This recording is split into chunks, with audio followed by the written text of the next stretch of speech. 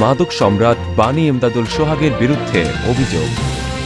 ১৭ নম্বর word, কুটি UP, Kasba থানা, ব্রাহ্মণবাড়িয়া প্রার্থী দ্বারা বিদপুরের জেন মিয়ার বাড়ি, আব্দুর রৌফের ছেলে বানী এমদাদুল হাসান সোহাগ। পার্শ্ববর্তী দেশ ভারত হতে সীমান্তবর্তী এলাকা থেকে সে প্রতিনিয়ত ২ থেকে ৩০০ কেজি গাঁজার চালান বাংলাদেশের বিভিন্ন স্থানে পাচার করে থাকে। তার বিরুদ্ধে তার নিজ থানা কসবা হতে দেশের বিভিন্ন থানায় একাধিক মামলা রয়েছে।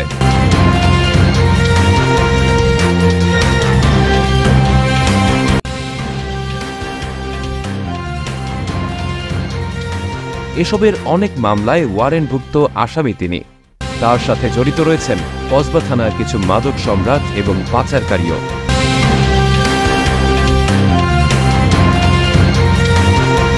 বর্তমানে তিনি ৬ নম্বর ময়নামতি বুড়িচং থানা এলাকার রূপসাগরের পশ্চিম পারে রহমান মিয়ার ভাড়া ঘরে বসবাস করছেন।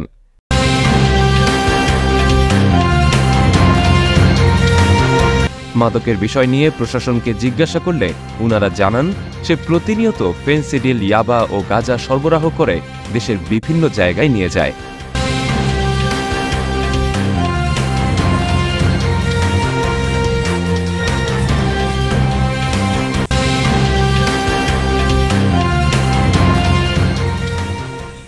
জানাচ্ছি, মেঘনার সৃষ্টির ইতিহাস থেকে এত বড় চালানের উদ্ধার হয় না। এটা সবচেয়ে বড় চালানের ৭০ কেজি গাঁজা।